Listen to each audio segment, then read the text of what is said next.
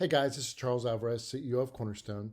Can't wait to share with you today how to convert a stranger into a client in this digital world that we live in, because the principles of sales that have worked for thousands and thousands of years still work today, but there's just a couple of modifications in the mechanics. So today I'm going to walk you through exactly how to convert a stranger into a client in this digital world that and this virtual world that we live in. So here's basically what we're going to cover today. We're going to cover the two key principles to keep in mind as you go through your sales process for business to business services and technology sales. And I'm also going to walk you through the four ingredients of a sale as we go through this as well.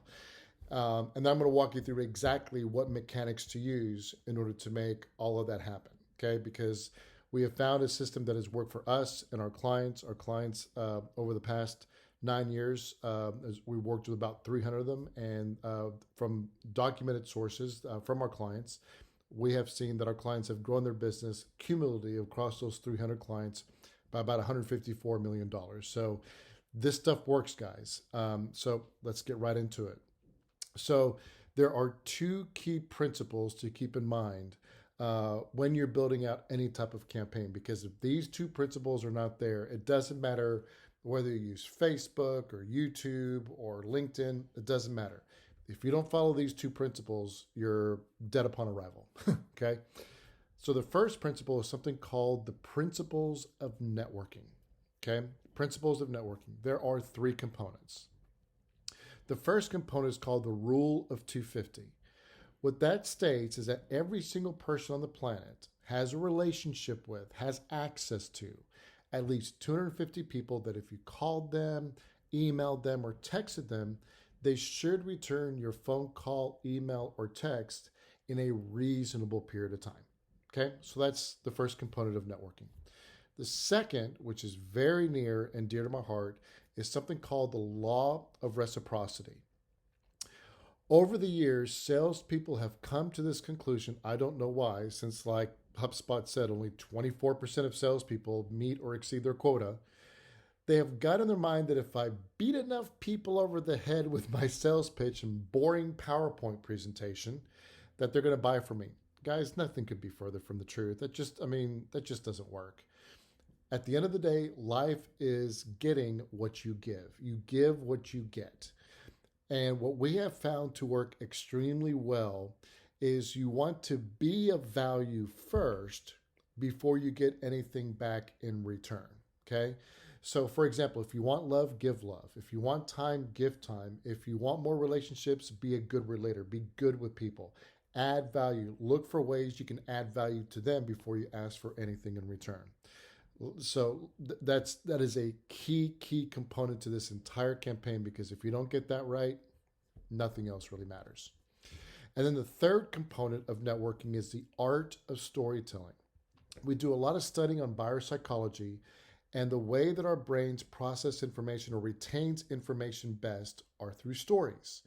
The better that you can tell a story, the more successful you're going to be with your messaging, because we have been built, our minds have been built that we're much better remembering stories versus facts and figures. Like a couple of weeks ago, my daughter studied for a history test and she pretty much forgot 72% of it, or 80% of it actually, about 48 hours later. But when I tell her a story on why the Boston Tea Party happened, she can remember that even to this day.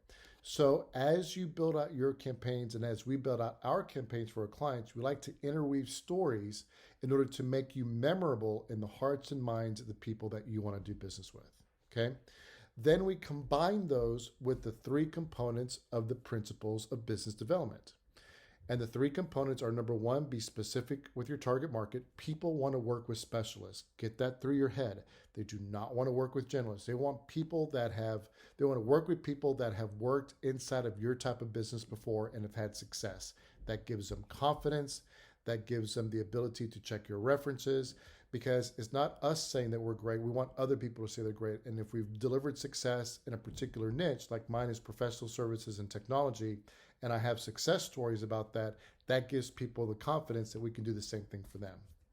The second is to deliver a compelling benefit statement.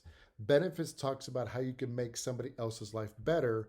Features, on the contrary, talk about how great you and your company are. Look, nobody cares about how great you or your company is or how many years you've been in business at the top of the sales funnel. That's for later, okay?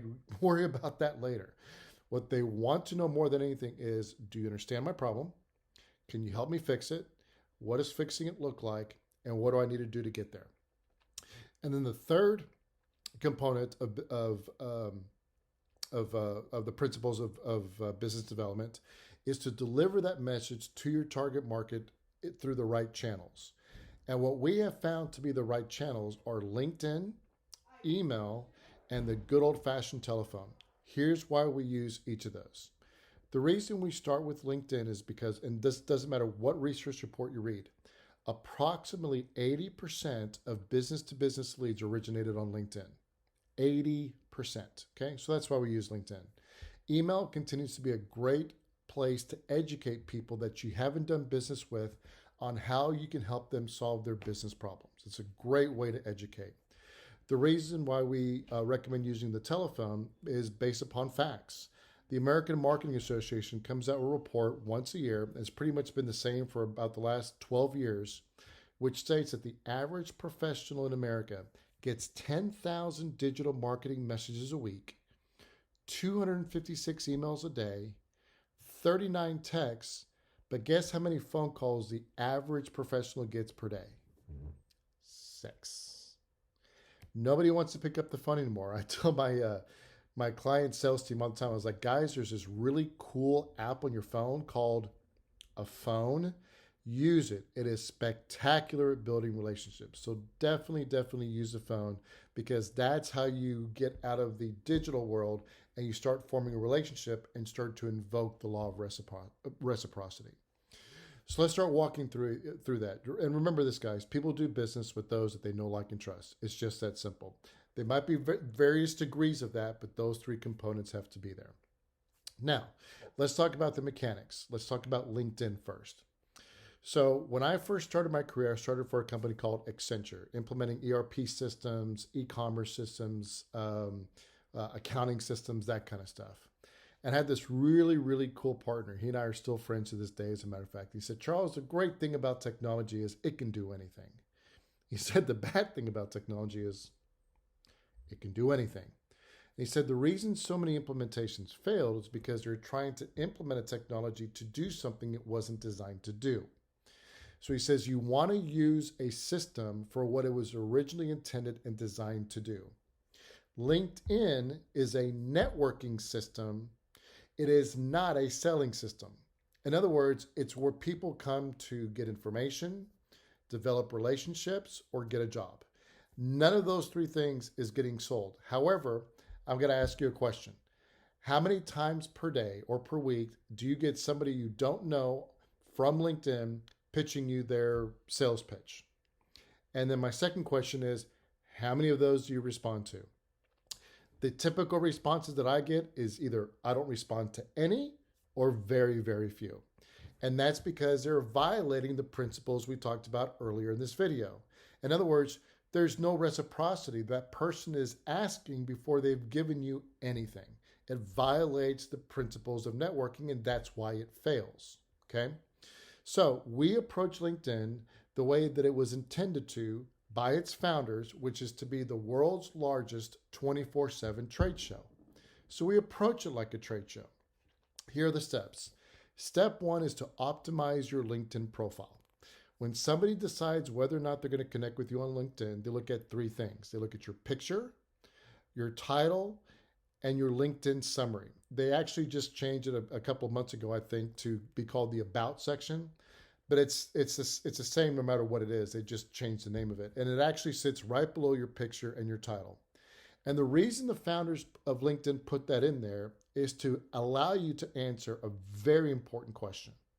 And that question is, what's in it for me to connect with you on LinkedIn? The better that you can resonate with my challenges based upon what you know about me and the principles of business development, specific with your target market, benefit-rich statement, the more you can identify with my pain point, Give me an idea of how much better my life is going to be by working with your company. Give me a couple of bullet points on how you help me get from where I am to where I want to be, and make a clear, compelling, and easy offer. The more likely it is that I'm actually going to connect with you on LinkedIn. In other words, the more you're speaking my language, the more you can show me how my life is going to be better by working with you, the more likely that somebody's going to connect with you. That's step number one. Step number two is to procure a list, either in Sales Navigator or in, there's tons of them, Exact Data, Info USA, Zoom Info, of people that meet the requirements of your ideal person that you want to do business with. So it's their title, it's their geographic location, the size of their company, any technologies that they might use. In other words, the demographics of your target market.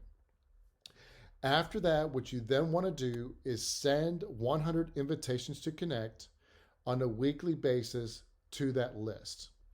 And if the profile resonates with them, you should get at least a 30% connection rate. If you're not getting a 30% connection rate, that means when they're looking at your profile, your picture, your title, and their summary, it's not resonating with them. Okay, so 100 messages a week, or 100 invitations a week. Sorry about that.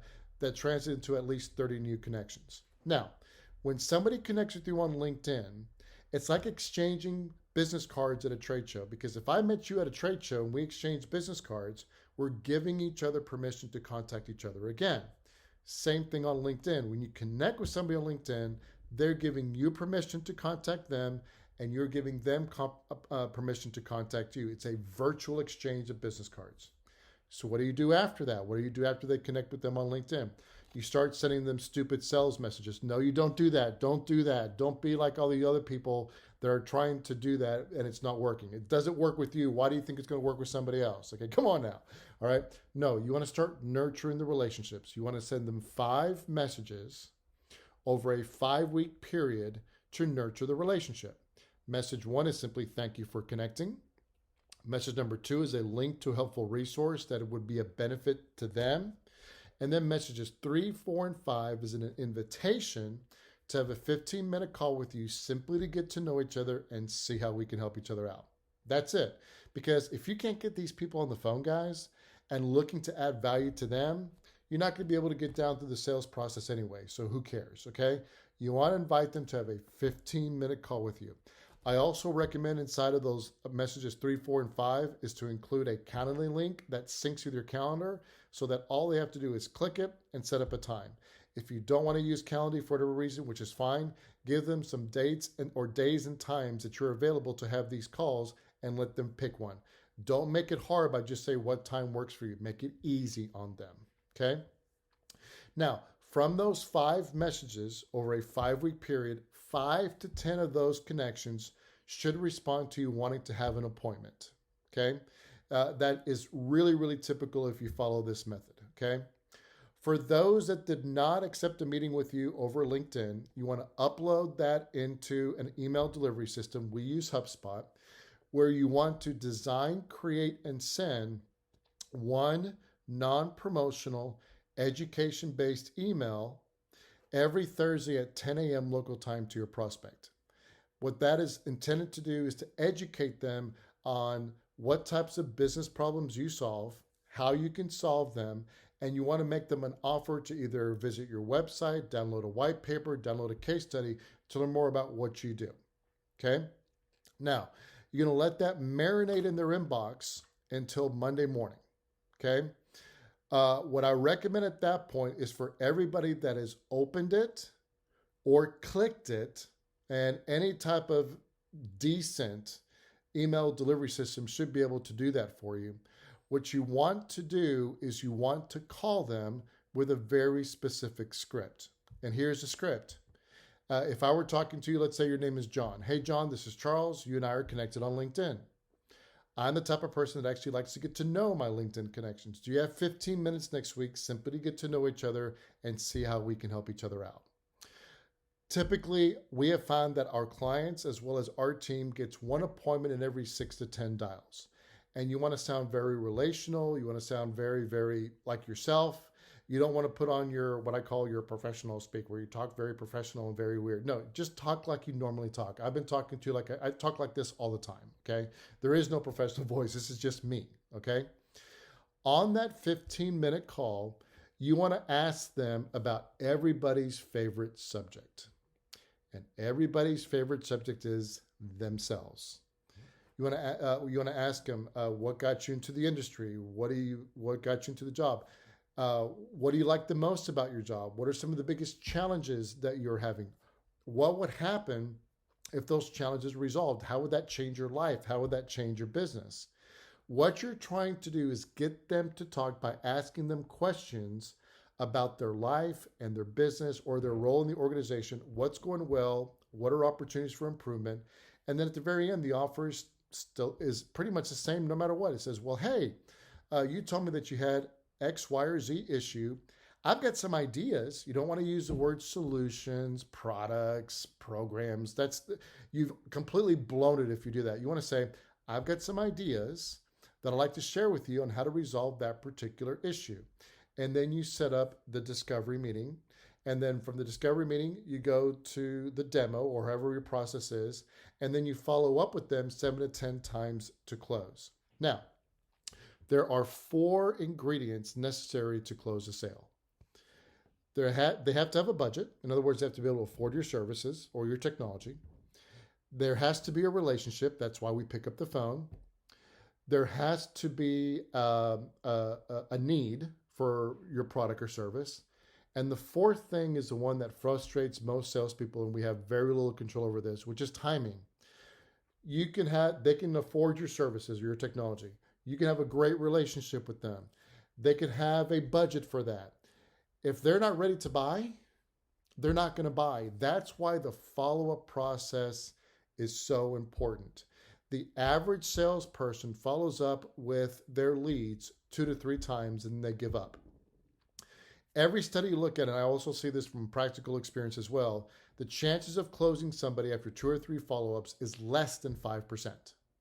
Most sales occur somewhere between the 7th and 12th follow-up. So if you're not planning on following up with them 7 to 12 times, don't even engage in the sales process because it's not going to work. So those are the steps. LinkedIn to connect, email to educate, phone call to develop a relationship through a 15-minute introductory call, convert them into a discovery meeting, then go into a demo. Don't make the mistake if you own a technology company to do a demo right off the gate. People don't want to hear a 45-minute demo of something that will not fix their problems. Customize the demo to their specific challenge. It's critical. Okay. After that, send them the proposal, which shows them how your solution can help address their business challenge, and then follow up 7 to 12 times to actually get them to close. I hope this video has been helpful for you. If you'd like to find out more information, simply go to www.cornerstonegrowsolutions.com. You'll find all sorts of really cool stuff there that can help you grow your technology or professional services business. Hope you have a great rest of your day, and I look forward to speaking with you sometime in the future. Take care.